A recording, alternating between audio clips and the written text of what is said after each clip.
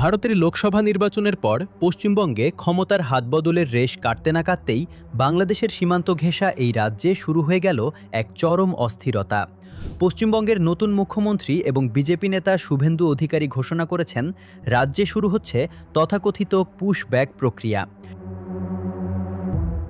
২০ মে থেকে আনুষ্ঠানিকভাবে এই নীতি কার্যকর করার নির্দেশ দিয়েছেন তিনি। আর এর পেছনে হাতিয়ার হিসেবে ব্যবহার করা হচ্ছে ভারতের বিতর্কিত নাগরিকত্ব সংশোধনী আইন বা সিএএ। কিন্তু আপাতদৃষ্টিতে একে জাতীয় নিরাপত্তা বলা হলেও এর ভেতরে কি লুকিয়ে আছে চরম সাম্প্রদায়িক রাজনীতি। শুভেন্দু অধিকারীর ঘোষণা অনুযায়ী পশ্চিমবঙ্গ পুলিশ এখন থেকে তথাকথিত অবৈধ অনুপ্রবেশকারীদের চিহ্নিত করে আটক করবে। এরপর তাদের তুলে দেওয়া হবে ভারতের সীমান্তরক্ষী বাহিনী বিএসএফের হাতে, যাতে বিএসএফ তাদের বাংলাদেশের বিজিবির কাছে ফেরত পাঠায়। শুভেন্দুর ভাষায় এই নীতি হল ডিটেক্ট, ডিলিট এবং ডিপোর্ট। তবে এই আইনের সবচেয়ে ভয়ঙ্কর এবং বৈষম্যমূলক দিকটি এখানেই স্পষ্ট। সিএএর নতুন পরিমার্জন অনুযায়ী ২০২৪ সালের ৩১ ডিসেম্বরের মধ্যে পাকিস্তান, আফগানিস্তান কিংবা বাংলাদেশ থেকে আসা অমুসলিম ৭টি সম্প্রদায়ের মালয়ের মানুষকে ভারতের নাগরিকত্ব দেওয়া হবে। পুলিশ তাদের কোনো হয়রানি করবে না, কিন্তু বাদ পড়বেন শুধু মুসলমানরা। অর্থাৎ একই সময়ে সীমান্ত পার হওয়া একজন অমুসলিম ব্যক্তি ভারতের নাগরিক আর মুসলমান হলেই সে অবৈধ অনুপ্রবেশকারী। বিজেপির এই হিন্দুত্ববাদী এজেন্ডা পশ্চিমবঙ্গের সীমান্তবর্তী জেলাগুলোতে চরম আতঙ্ক তৈরি করেছে। বহু বছর ধরে বসবাস করা উদ্বাস্তু পরিবারগুলো এখন তাদের ভবিষ্যৎ নিয়ে শঙ্কিত। যদিও শুভেন্দুবাবু দাবি করছেন অমুসলিমদের ছোঁয়া হবে না, কিন্তু ভারতের বিরোধী দলগুলো বলছে ধর্মের ভিত্তিতে তৈরি এই আইন কার্যত এক বিশাল মানবিক সংকট তৈরি করবে। মূলত পশ্চিমবঙ্গে নিজেদের রাজনৈতিক ভিত্তি শক্ত করতে এবং ভোটার তালিকায় কাটছাঁট করতেই কি বিজেপি সরকার এই পুশব্যাক কার্ড খেলছে? দীর্ঘদিন ধরে চলে আসা একটি অস্থিতিশীল ইস্যুকে নতুন করে উস্কে দিয়ে তারা কি দুই দেশের সীমান্তেই যুদ্ধন্দেহী পরিস্থিতি তৈরি করতে চাইছে না? কিন্তু সবচেয়ে বড় প্রশ্ন হলো, ভারত চাইলেই কি একতরফাভাবে হাজার হাজার মানুষকে বাংলাদেশের ভেতরে ঠেলে দিতে পারবে? বাংলাদেশ কি হাত গুটিয়ে বসে থাকবে? ইতিহাস বলে বাংলাদেশ কখনোই আন্তর্জাতিক নিয়ম লঙ্ঘন করে জোরপূর্বক পুশব্যাক মেনে নেয়নি। নিয়ম অনুযায়ী কাউকে বাংলাদেশে ফেরত পাঠাতে হলে তার বাংলাদেশি নাগরিকত্বের সুনির্দিষ্ট প্রমাণ ভারতকে দিতে হবে। দুই দেশের কূটনৈতিক এবং ফ্ল্যাগ মিটিংয়ের মাধ্যমে তা যাচাই হতে হবে। শুভেন্দু অধিকারী যেভাবে পুলিশ ও বিএসএফ দিয়ে জোর করে পুশব্যাকের হুমকি দিচ্ছেন, বাংলাদেশ সীমান্তরক্ষী বাহিনী বা বিজিবি তা কঠোরভাবে প্রতিহত করতে প্রস্তুত। ঢাকা স্পষ্ট করে দিতে পারে যে দিল্লির অভ্যন্তরীণ রাজনৈতিক এজেন্ডা বাস্তবায়নের খেসারত বাংলাদেশ দেবে না। যদি ভারত একতরফা কোনো পদক্ষেপ নেয়, তবে বাংলাদেশও সীমান্তে নিরাপত্তা সর্বোচ্চ স্তরে নিয়ে যাবে এবং যে কোনো পুশিনের চেষ্টা ব্যর্থ করে দেবে। পশ্চিমবঙ্গের এই নতুন রাজনৈতিক চাল শেষ পর্যন্ত দক্ষিণ এশিয়ার ভূরাজনীতিকে কোন দিকে নিয়ে যায়, সেটাই এখন দেখার বিষয়।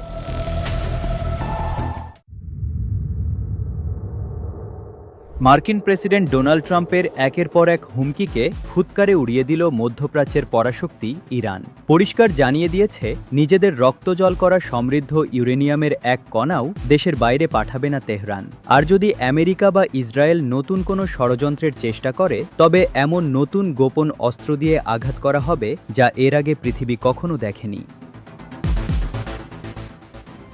গত ২৮ ফেব্রুয়ারি ইরানের বিরুদ্ধে একযোগে যুদ্ধ শুরু করেছিল মার্কিন ইসরায়েলি জোট। দীর্ঘ প্রায় ৬ সপ্তাহের রক্তক্ষয়ী সংঘাতের পর গত ৮ এপ্রিল একটি যুদ্ধবিরতি কার্যকর হয়। কিন্তু যুদ্ধবিরতি হলেও স্থায়ী শান্তির পথ এখনও অনেক দূরে। যুদ্ধ স্থায়ীভাবে বন্ধের লক্ষ্যে তেহরান ও ওয়াশিংটন টেবিলে বসলেও আমেরিকার অহংকারী মনোভাবের কারণে কোনো ইতিবাচক সমঝোতা আসেনি। কূটনীতির পর্দার আড়ালে প্রস্তাব আদান প্রদান চললেও ভেতরে ভেতরে বাড়ছে চরম উত্তেজনা। আমেরিকা চায় ইরান যেন তাদের কাছে থাকা উচ্চমাত্রায় সমৃদ্ধ ইউরেনিয়াম পশ্চিমাদের হাতে তুলে দেয় বা দেশের বাইরে পাঠিয়ে দেয়। কিন্তু তেহরান নিজের সার্বভৌমত্ব রক্ষায় অটল। ইরানের সর্বোচ্চ নেতা আয়াতুল্লাহ মোজতবা খামেনি স্পষ্ট এবং কঠোর নির্দেশ জারি করেছেন, সমৃদ্ধ ইউরেনিয়াম কোনোভাবেই বিদেশের মাটিতে পাঠানো যাবে না। ইরানের শীর্ষ কর্মকর্তাদের হুঁশিয়ারি, একবার ইউরেনিয়াম হাতছাড়া করলে ইসরায়েল ও আমেরিকা আরও বেশি পেয়ে বসবে এবং ইরানকে চিরতরে ধ্বংসের ষড়যন্ত্র করবে। যুদ্ধের আগে তেহরান হয়তো কিছুটা নমনীয় ছিল, কিন্তু ট্রাম্প প্রশাসনের ক্রমাগত আগ্রাসী আচরণে এখন সুর বদলেছে ইরান। বর্তমানে ইরানের কাছে 440 কেজিরও বেশি 60% পর্যন্ত সমৃদ্ধ ইউরেনিয়াম রয়েছে, যা পরমাণু অস্ত্র তৈরির একেবারে দ্বারপ্রান্তে। গত বুধবারও ট্রাম্প হুমকি দিয়ে বলেছেন, ইরান সঠিক জবাব না দিলে খুব শিগগিরই আবারও হামলা শুরু করবে মার্কিন বাহিনী। কিন্তু ট্রাম্পের এই ফাঁকা বুলিকে পাত্তাই দেয়নি তেহরান। রুশ গণমাধ্যমের কাছে ইরানি কর্মকর্তারা পাল্টা হুঁশিয়ারি দিয়ে বলেছেন, আমেরিকার যে কোনো আগ্রাসন প্রতিহত করতে ইরানের হাতে প্রস্তুত রয়েছে অত্যন্ত আধুনিক এবং অপ্রকাশিত নতুন অস্ত্র, যা আগে কোনো যুদ্ধে পরীক্ষা করা হয়নি। আমেরিকার যে কোনো ভুল পদক্ষেপের জবাব এই গোপন অস্ত্র দিয়েই দেওয়া হবে। এই চরম উত্তেজনার মধ্যেই নতুন সংঘাত এড়াতে মধ্যস্থতাকারী দেশ পাকিস্তানের সেনাপ্রধান আসিম মুনির তেহরান সফরে যাচ্ছেন। তার লক্ষ্য দুই পক্ষের মতবিরোধ কমিয়ে আনা। তবে বিশ্লেষকরা বলছেন, আমেরিকা বা ইসরায়েল যদি মনে করে হুমকি দিয়ে ইরানকে নতজানু করা যাবে, তবে তারা ভুল ভাবছে। ইরান নিজের অধিকার ও ইউরেনিয়াম রক্ষায় শেষ পর্যন্ত লড়তে প্রস্তুত। Iran is trying to build up again, and if they are, we're going to have to knock them down. ইরানের বিরুদ্ধে চলমান যুক্তরাষ্ট্র ইসরায়েল যুদ্ধের প্রতি যুক্তরাষ্ট্রের জনগণের বিরোধিতা দিন দিন বাড়ছে। এর ফলে একদিকে যেমন দেশটির অর্থনৈতিক উদ্বেগ গভীর হচ্ছে, অন্যদিকে প্রেসিডেন্ট ডোনাল্ড ট্রাম্পের ওপর রাজনৈতিক চাপও চরম আকার ধারণ করেছে। মার্কিন সংবাদ মাধ্যম ফক্স নিউজের একটি নতুন জরিপে দেখা গেছে, বর্তমানে 60% যুক্তরাষ্ট্রের নাগরিক এই যুদ্ধের ঘোর বিরোধিতা করছেন, যা গত মাসে ছিল 55%। এছাড়া জরিপে অংশ নিয়ে 91% মানুষই যুক্তরাষ্ট্রের বর্তমান অর্থনৈতিক অস্থিরতার জন্য এই ইরান সংঘাতকে সরাসরি দায়ী করছেন। দেশটির অর্থনীতি নিয়ে জনগণের অসন্তোষ বাড়তে থাকায় এই পরিসংখ্যান ট্রাম্পের জন্য বড় ধরনের রাজনৈতিক সংকট তৈরি করেছে। জরিপে অংশ নেয়া 3/4 বেশি মানুষ জানিয়েছেন, দেশের অর্থনৈতিক অবস্থা খুবই নাজুক। প্রায় 77% নাগরিক বর্তমান পরিস্থিতিকে খারাপ বলে বর্ণনা করেছেন, যা গত মাসে ছিল 73% এবং 1 বছর আগে ছিল 71%। অর্থনীতি পরিচালনায় প্রেসিডেন্ট ট্রাম্পের উপর মার্কিন নাগরিকদের অসন্তোষও রেকর্ড পরিমাণে বেড়েছে। 1 বছর আগে যেখানে 56% মানুষ তার অর্থনৈতিক নীতির উপর অসন্তোষ ছিলেন, এখন তা বেড়ে দাঁড়িয়েছে 71%। যুদ্ধ ও অর্থনৈতিক সংকটের জোড়া থাকায় প্রেসিডেন্টের সামগ্রিক জনপ্রিয়তায় বড় ধস নেমেছে। জরিপ অনুযায়ী বর্তমানে 61% যুক্তরাষ্ট্রের নাগরিক ডোনাল্ড ট্রাম্পের সার্বিক কর্মকাণ্ডে চরম অসন্তোষ বলে জানা গেছে। Arbi Islam Himu, NTV online.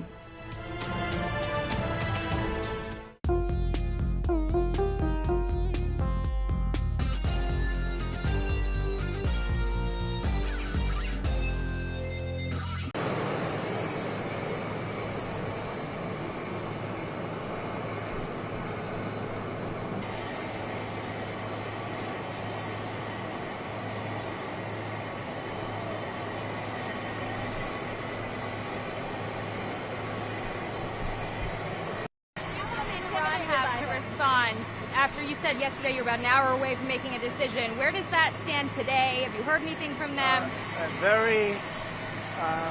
Right on the borderline, believe me. If we don't get the right answers, it goes very quickly. We're all ready to go. We have to get the right answers. It would have to be a complete 100% good answers. And if we do, we save a lot of time, energy, and lives, most importantly. How long will you wait? Could go very quickly. Or a few days. It could be a few days, but it could go very quickly.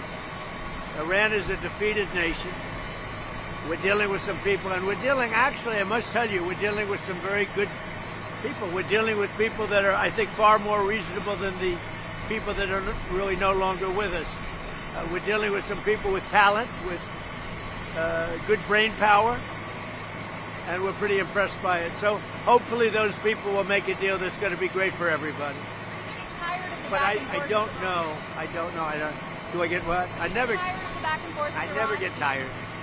But what I like to do, if I can save war by waiting a couple of days, or I can save people being killed by waiting a couple of days, I think it's a great thing to do. On Iran, did the U.S. offer Iran oil sanctions relief during the peace talks, as Iranian state media has reported? No, I haven't heard that. I'm not doing any relief until they sign an agreement. When they sign an agreement, we can get that place built up again and have something that's really a good country for the people. But no, we haven't offered anything. Tell us about your call with Erdogan. Yeah, I had a very good call with President Erdogan, and pretty standard. We have a very good relationship. Isn't it nice that I have relationships with some very tough people? He's a tough guy, and but I have a relationship with him that nobody else does. He's actually done a good job. He's been, I think very much of an ally. Some people would doubt that, but I think he's been a great ally, and his people respect him. His people respect him a lot. Mr. President. Thank you very much.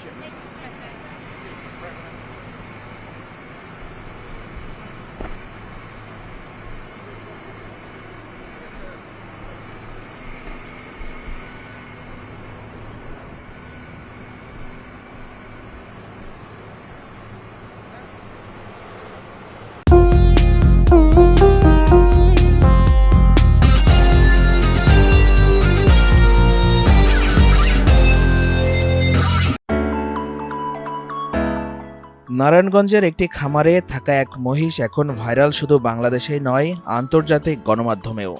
কারণ মহিষটির নাম রাখা হয়েছে Donald Trump.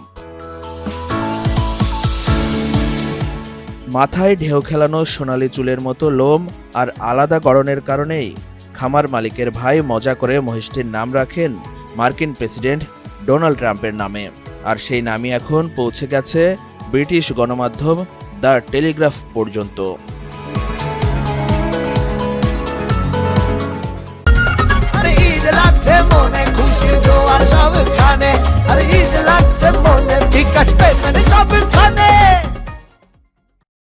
একুশ মে প্রকাশিত এক প্রতিবেদনে the Telegraph লিখেছে, বাংলাদেশে কোরবানি হতে যাচ্ছে ডোনাল্ড ট্রাম্প নামের এলবিনো মহিষ। আসন্ন পবিত্র ঈদুল আজহাকে সামনে রেখে নারায়ণগঞ্জের একটি খামারে গোলাপি রঙের একটি মহিষ এখন সবার আকর্ষণের কেন্দ্রবিন্দুতে পরিণত হয়েছে। প্রায় 700 কেজি ওজনের এলবিনো জাতের মহিষটিকে দেখতে প্রতিদিন ভিড় করছেন শত শত মানুষ। কাছে বা দূরের বিভিন্ন বয়সী মানুষ ছুটে আসছেন শুধু এক নজর দেখতে। প্রথমে দেশের বিভিন্ন গণমাধ্যমে ভাইরাল হবার পর আন্তর্জাতিক সংবাদ সংস্থা এএফপিও প্রকাশ করে এই ভাইরাল মহিষটির ছবি। ফলে ঈদের আগে বাংলাদেশের এই ব্যতিক্রমী কোরবানির পশু এখন বিশ্বজুড়ে আলোচনায়। মহিষটির মালিক জিয়াউদ্দিন মৃধা জানান, গত 1 বছর ধরে তিনি ভালোবাসা দিয়ে লালন পালন করেছেন ডোনাল্ড ট্রাম্পকে, তবে কোরবানির ঈদে তাকে ত্যাগ করতে হবে। তিনি আরও বলেন, আমি ডোনাল্ড ট্রাম্পকে মিস করব, তবে এটাই তো ঈদুল আজহার মূল শিক্ষা, ত্যাগ স্বীকার করা। উল্লেখ্য, আগামী বৃহস্পতিবার 28 মে দেশজুড়ে মুসলমানরা পবিত্র ঈদুল আজহা উদযাপনের প্রস্তুতি নিচ্ছেন। ধারণা করা হচ্ছে এবারের কোরবানির ঈদে সারা দেশে প্রায় 1,20,00,000 গবাদি পশু কোরবানি করা হবে।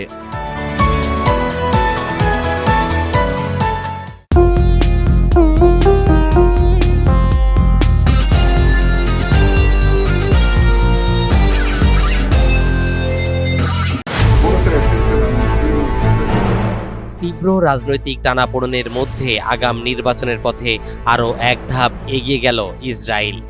দেশটির পার্লামেন্ট নেসেট ভেঙে দেওয়ার একটি প্রাথমিক বিল আইন প্রণেতাদের ব্যাপক সমর্থনে পাশ হয়েছে, এমনটাই জানা যাচ্ছে সংবাদ মাধ্যম দ্য টাইমস অফ ইসরায়েলের মাধ্যমে।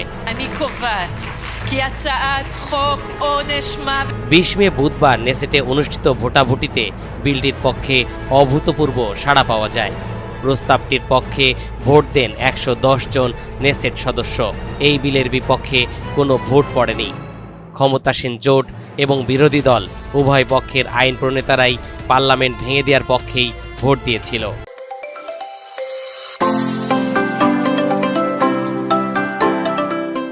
আর এর মাধ্যমে নেসেট ভেঙে দেওয়ার আইনি প্রক্রিয়ার প্রথম ধাপটি সফলভাবে সম্পন্ন হলো, যার ফলে দেশটিতে নতুন করে আগাম নির্বাচন অনুষ্ঠিত হওয়ার পথ উন্মুক্ত হতে যাচ্ছে।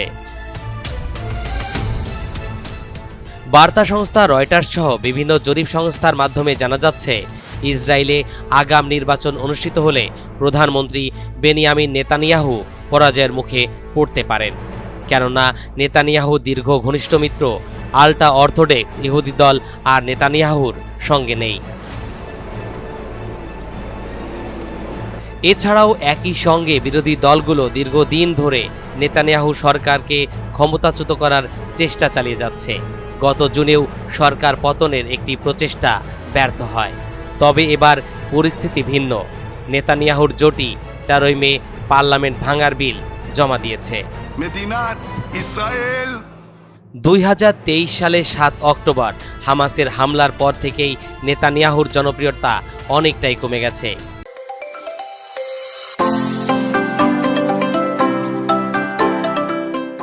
প্রায় সব জরিপেই দেখা যাচ্ছে তার জোট পার্লামেন্টে সংখ্যাগরিষ্ঠতা পাওয়ার মতো অবস্থানে নেই। তবে বিরোধীরা যদি একজোট হয়ে সরকার গঠন করতে না পারেন, তাহলে অন্তর্বর্তীকালীন প্রধানমন্ত্রী হিসেবে নেতানিয়াহুই থেকে যেতে পারেন। তরিকুল ইসলাম, এনটিভি অনলাইন।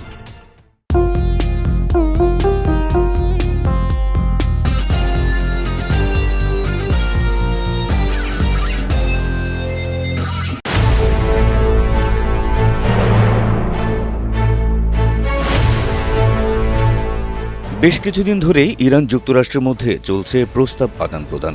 স্থায়ী যুদ্ধ বন্ধে কখনো 13 দফা, কখনো 10 দফা, কখনো 5 দফা প্রস্তাব ছুড়ে দেওয়া হচ্ছে প্রতিপক্ষের বিরুদ্ধে, কিন্তু কাজের কাজ হচ্ছে না কিছুই। উভয় পক্ষের হুঁশিয়ারি পাল্টা হুঁশিয়ারিতে মধ্যপ্রাচ্যের শান্তি আলোচনা যে তিমিরে ছিল এখনও রয়েছে সেই তিমিরেই। স্থায়ী যুদ্ধ বন্ধে সবশেষ ইরানের প্রধান দাবি যুক্তরাষ্ট্রকে সব ফ্রন্টে যুদ্ধ বন্ধ করতে হবে, ইরানি বন্দর অবরোধ প্রত্যাহার করতে হবে, ভবিষ্যতে হামলা না করার নিশ্চয়তা দিতে হবে, যুদ্ধের ক্ষতিপূরণ এবং হরমুজ প্রণালীর উপর ইরানের সার্বভৌমত্বের স্বীকৃতি দিতে হবে। তার আগে যতই হুমকি ধামকি দেওয়া হোক, ইরান তার অবস্থান থেকে এক চুলও সরবে না।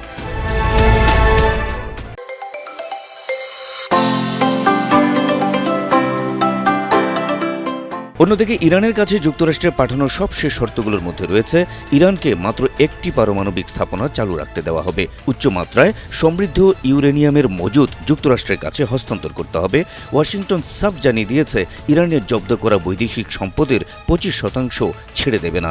ইরানের চাওয়া অনুযায়ী যুদ্ধে কোনো ক্ষতিপূরণও দেবে না যুক্তরাষ্ট্র।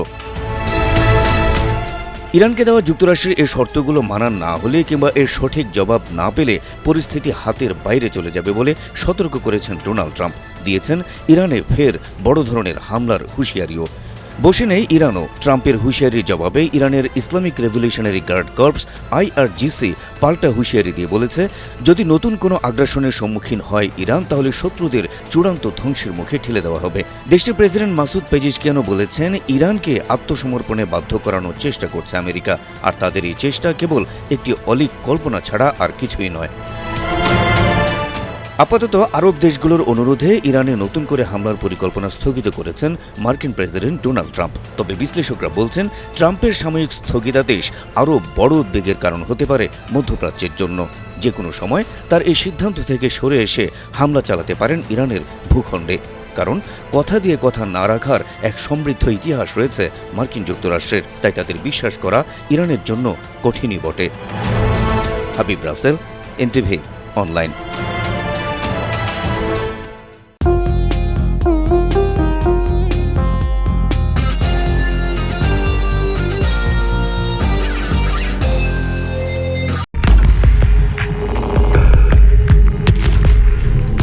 ইরানকে ঘিরে এবার মুখোমুখি অবস্থানে বিশ্বের দুই গুরুত্বপূর্ণ মিত্র, যুক্তরাষ্ট্রের প্রেসিডেন্ট ডোনাল্ড ট্রাম্প এবং ইসরায়েলের প্রধানমন্ত্রী বেনিয়ামিন নেতানিয়াহু। যে ফোনালাপ ঘিরে এখন ওয়াশিংটন, তেল আবিব এবং তেহরানে চলছে তীব্র আলোচনা। সেটিকে মার্কিন কর্মকর্তারা বলছেন অত্যন্ত উত্তপ্ত এবং অস্বাভাবিক রকমের কঠিন। মঙ্গলবার 19 মে প্রায় 1 ঘন্টার সে ফোন কলে ইরানের বিরুদ্ধে পরবর্তী সামরিক পদক্ষেপ নিয়ে ট্রাম্প ও নেতানিয়াহুর মধ্যে স্পষ্ট হয়ে ওঠে গভীর মতবিরোধ। মার্কিন সংবাদ মাধ্যম CNN এর প্রতিবেদনে উঠে এসেছে এই চাঞ্চল্যকর তথ্য।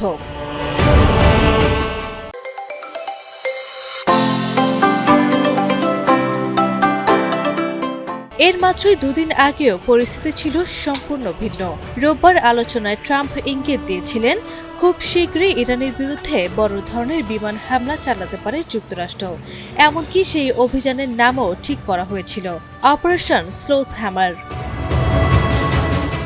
কিন্তু নাটকীয় মোড় আসে মাত্র 24 ঘন্টার ব্যবধানে। হঠাৎ করে ট্রাম্প ঘোষণা দেন ইরানের ওপর পরিকল্পিত হামলা আপাতত স্থগিত করা হচ্ছে।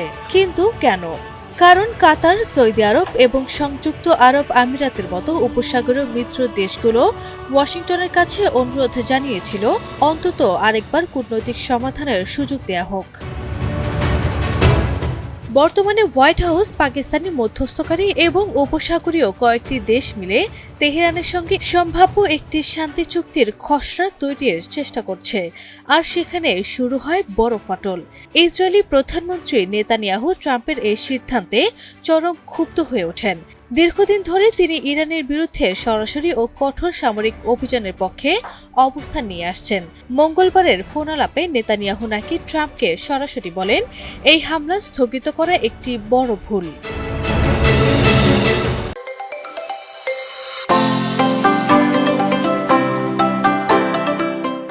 ইসরায়েলের আশঙ্কা যুদ্ধ বিলম্বিত হলে ইরান আরও সময় পাবে নিজেদের শক্তিশালী করতে। একই সঙ্গে কূটনীতির আড়ালে তেহরান পরিস্থিতিকে নিজেদের অনুকূলে নিয়ে যেতে পারবে। তবে নেতানিয়াহুর এই চাপের মুখেও আপাতত যুদ্ধ নয় বরং আলোচনার পথেই হাঁটতে চাইছেন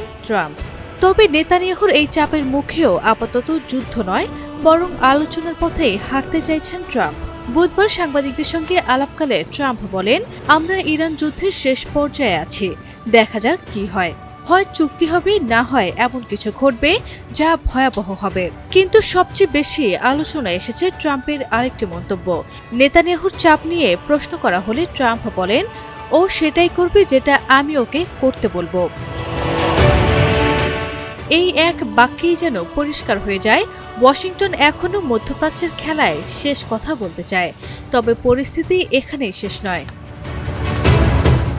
ইরানের পররাষ্ট্র মন্ত্রণালয় নিশ্চিত করেছে, পাকিস্তানের মাধ্যমে এখনো ওয়াশিংটন ও তেহরানের মধ্যে গোপন বার্তা আদান প্রদান চলছে, যদিও মূল অচলাবস্থা এখনো কাটেনি। বিশেষ করে ইরানের পারমাণবিক কর্মসূচি এবং বিদেশে আটকে থাকা অস্ত্র ছাড়ের বিষয়টি এখনো বাধা হয়ে আছে।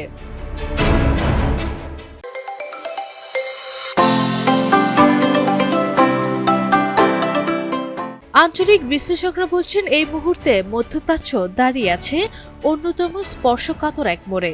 একদিকে যুদ্ধের প্রস্তুতি, অন্যদিকে শেষ মুহূর্তের কূটনৈতিক চেষ্টা, আর এই দুই পথের মাঝখানে এখন আটকে আছে পুরো অঞ্চল। তবে ট্রাম্প স্পষ্ট জানিয়েছেন, সামরিক হামলার অপশন এখনো টেবিলেই আছে। তার ভাষায়, আমরা যদি সঠিক উত্তর না পাই তাহলে সবকিছু খুব দ্রুত বদলে যাবে। আমরা পুরোপুরি প্রস্তুত। এখন প্রশ্ন একটাই, মধ্যপ্রাচ্যে কি নতুন যুদ্ধ এড়ানো সম্ভব, নাকি বিশ্বের সামনে আসছে আরো ভয়াবহ এক সংঘাত? আরবি ইসলাম হিমু, NTV অনলাইন।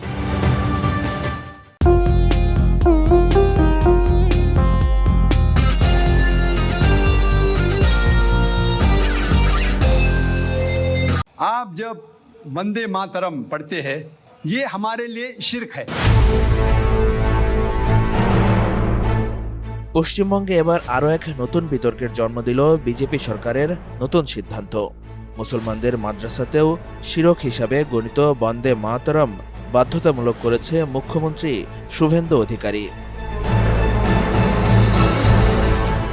ফোটানোর ঝামেলা ছাড়াই নিরাপদ পানির জন্য ঘরে আনুন পিওরিট। কল করুন 16627। পশ্চিমবঙ্গ রাজ্যে নতুন সরকার গঠনের পর একের পর এক বিতর্কিত ও নতুন সিদ্ধান্ত নিচ্ছে বিজেপি শাসিত মুখ্যমন্ত্রী শুভেন্দু অধিকারী। রাস্তায় নামাজ নিষিদ্ধ, পশু জবাই নিষিদ্ধ করা ও পশুর বার্থ সার্টিফিকেট নিয়ে বিতর্কের পর এবার নতুন করে আলোচনার জন্ম দিল মাদ্রাসাগুলোতেও বন্দে মাতরম গান চালু করায়।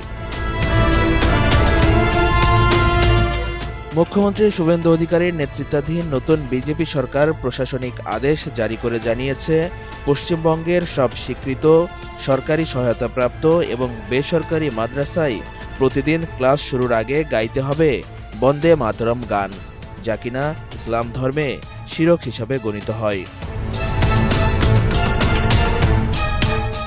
ফোটানোর ঝামেলা ছাড়াই নিরাপদ পানির জন্য ঘরে আনুন পিওরিট। কল করুন 16627। রাজ্যের সংখ্যালঘু বিষয়ক ও মাদ্রাসা শিক্ষা দপ্তরের আওতাধীন মাদ্রাসা অধিদপ্তর থেকে জারি করা এই নির্দেশনায় বলা হয়েছে, প্রতিদিন সকালের সমাবেশ কিংবা প্রার্থনার সময় শিক্ষার্থীদের বাধ্যতামূলক বন্দে মাতরম গানটি গাইতে হবে। এমনই সংবাদ প্রকাশ করেছে ভারতীয় সংবাদ মাধ্যম এনডিটিভি। এর মাত্র এক সপ্তাহ আগেই পশ্চিমবঙ্গের সব প্রাথমিক ও মাধ্যমিক বিদ্যালয়ের জন্য একই ধরনের নির্দেশনা জারি করেছিল রাজ্য সরকার। এবার সেই সিদ্ধান্তই সম্প্রসারণ করা হলো মাদ্রাসাগুলোতেও। এ বিষয়ে এক পোস্টে মুখ্যমন্ত্রী শুভেন্দু অধিকারী জানান, পূর্ববর্তী সব নির্দেশনা বাতিল করে রাজ্যের স্কুল ও মাদ্রাসাগুলোতে সকালের সমাবেশে বন্দে মাতরম গাওয়া বাধ্যতামূলক করা হয়েছে। ভারতের স্বাধীনতা আন্দোলনের ইতিহাসে বন্দে মাতরম ছিল ব্রিটিশ বিরোধী আন্দোলনের অন্যতম প্রধান স্লোগান। তবে সাম্প্রতিক সময়ে গানটি ঘিরে দেশটির রাজনীতিতে নতুন করে বিতর্ক তৈরি হয়েছে। চলতি বছরের ফেব্রুয়ারিতে ভারতের কেন্দ্রীয় সরকার বন্দে মাতরম গানটিকে জাতীয় সঙ্গীত জন গণ মনয়ের সমমর্যাদা দেওয়ার ঘোষণা দেয়। এরপর থেকেই বিভিন্ন রাজ্যে সরকারি অনুষ্ঠান এবং শিক্ষা প্রতিষ্ঠানে গানটি বাধ্যতামূলক করার উদ্যোগ নেওয়া হয়। ইতোমধ্যেই তামিলনাড়ু ও কেরালা সহ কয়েকটি রাজ্যে এই সিদ্ধান্ত নিয়ে রাজনৈতিক বিতর্ক ও সমালোচনার ঝড় উঠেছে। বিরোধীদের অভিযোগ, শিক্ষা প্রতিষ্ঠানে এ ধরনের সিদ্ধান্ত চাপিয়ে দেওয়া হলে তা নতুন করে বিভাজন ও বিতর্কের জন্ম দিতে পারে। এদিকে ভারতের আম জনতা উন্নয়ন পার্টির প্রধান ও ভরতপুরের বিধায়ক হুমায়ুন কবির মাদ্রাসাগুলোতে বন্দে মাতরম গান বাধ্যতামূলক করার তীব্র বিরোধিতা করেছেন। তিনি স্পষ্ট জানিয়েছেন যে মাদ্রাসাগুলোতে শুধুমাত্র ইসলামিক ও কোরআন শিক্ষার জন্য নির্ধারিত এবং এখানে এই ধরনের গান গাওয়া উচিত নয়। কোরআনের কালচার, কোরআনের মোতাবেক তাদের পড়াশোনা করা হয়। সেখানে বন্দে মাতরম বা কোনো হিন্দুত্ব প্রতিষ্ঠা করার এটা প্রচেষ্টা কেউ বরদাস্ত করবে না, আমরাও করব না। তবে বিজেপির দাবি, বন্দে মাতরম ভারতের স্বাধীনতা সংগ্রামের ঐতিহাসিক প্রতীক এবং দেশপ্রেমের অংশ। তাই পুরো দেশ জুড়ে শিক্ষা প্রতিষ্ঠানগুলোতে এটি চালু করা এখন সময়ের দাবি।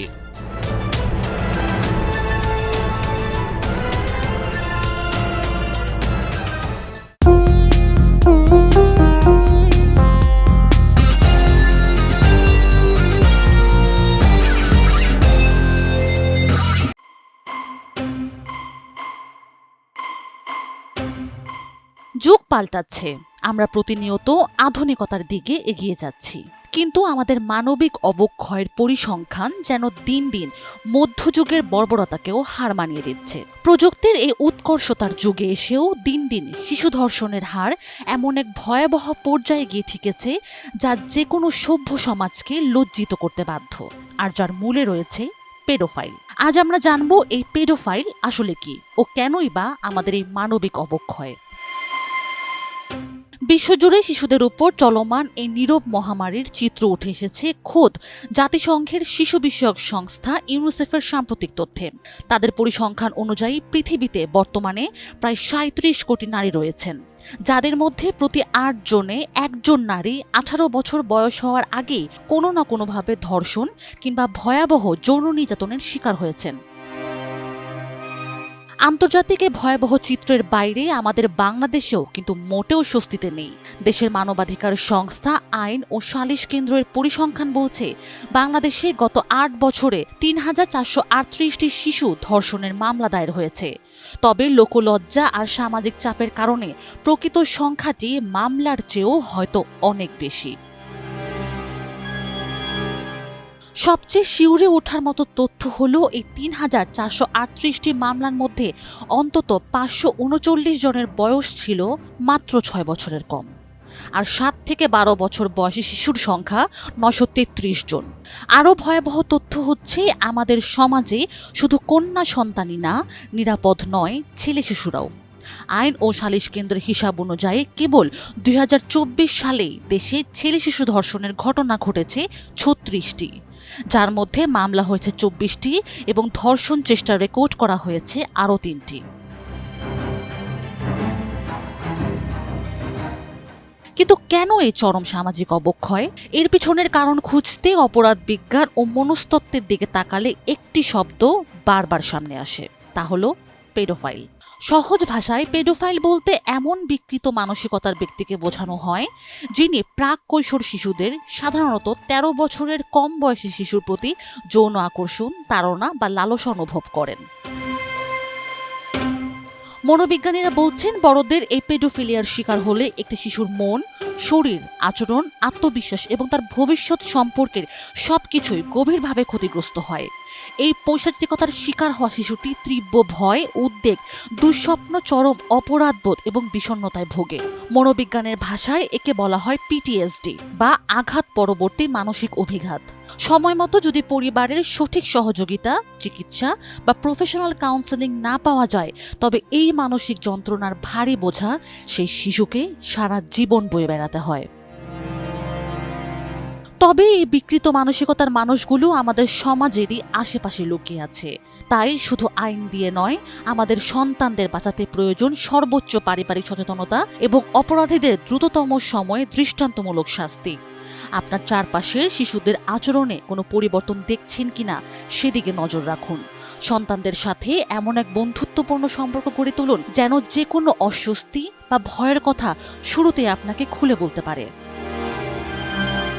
মনে রাখবেন, আপনার একটু বাড়তি সচেতনতা এবং সময়োচিত পদক্ষেপই পারে একটি নিষ্পাপ শিশুকে চরম অন্ধকারের হাত থেকে রক্ষা করতে। Sanjida Afrin, NTV online.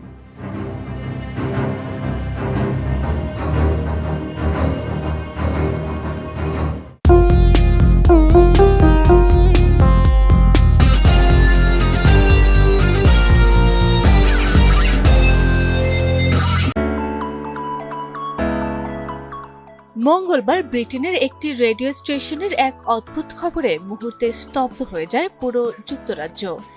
সেদিন বিকেলে নিয়মিত অনুষ্ঠান চলার মাঝেই হঠাৎ প্রচারিত হয় এক চাঞ্চল্যকর ঘোষণা। ব্রিটিশ রাজা দ্বিতীয় চার্লস আর বেঁচে নেই। ঘটনাটি ঘটে ইংল্যান্ডের এসেক্স ভিত্তিক ঐতিহ্যবাহী রেডিও স্টেশন রেডিও ক্যারোলাইনে। ঘটনাটি সম্প্রচার হওয়ার পরপরই নিয়ম অনুযায়ী স্টেশনটি নীরব হয়ে যায়। কয়েক মুহূর্তের সেই নীরবতা যেন অনেক শ্রোতার মনে আতঙ্ক আর বিভ্রান্তি তৈরি করে। সামাজিক যোগাযোগ মাধ্যমেও ছড়িয়ে পড়ে গুঞ্জন। কিন্তু কিছুক্ষণ পর জানা যায় পুরো ঘটনাটি ছিল ভয়াবহ ভুয়া। রেডিও ক্যারোলাইনের ব্যবস্থাপক পিটার মুর পরে ফেসবুকে এক পোস্টে জানান, মূল স্টুডিওতে একটি কম্পিউটার ত্রুটির কারণে ভুলবশত চালু হয়ে যায় death of a monarch protocol. যুক্তরাজ্যের সব রেডিও স্টেশনই রাজা বা রানীর মৃত্যুবরণ করলে কিভাবে সম্প্রচার প্রচারিত হবে তার জন্য বিশেষ জরুরি ব্যবস্থা রাখা হয়, কিন্তু সেই সংবেদনশীল ব্যবস্থাপনাই অনিচ্ছাকৃতভাবে সক্রিয় হয়ে পড়ে। পিটার মুর লিখেন, আমরা কখনোই এই ব্যবস্থা ব্যবহার করতে চাই না, কিন্তু প্রযুক্তিগত ত্রুটির কারণে মঙ্গলবার বিকেলে ভুলবশত ঘোষণা করা হয় যে মহামান্য রাজা মারা গেছেন।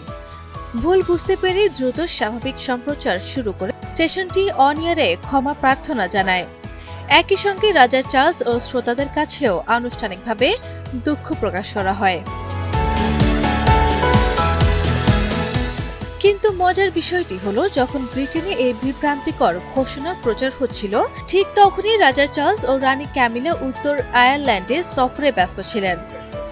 বেলফাস্টে টাইটানিক স্কোয়াডে তারা লোকসঙ্গীত উপভোগ করেন, নৃত্য পরিবেশনা দেখেন এবং আইরিশ হুইস্কিতেও চুমুক দেন। অর্থাৎ মৃত্যু ঘোষণা চলার সময় রাজা ছিলেন পুরোপুরি সুস্থ ও কর্মব্যস্ত। আরবি ইসলাম হিমু, NTV অনলাইন।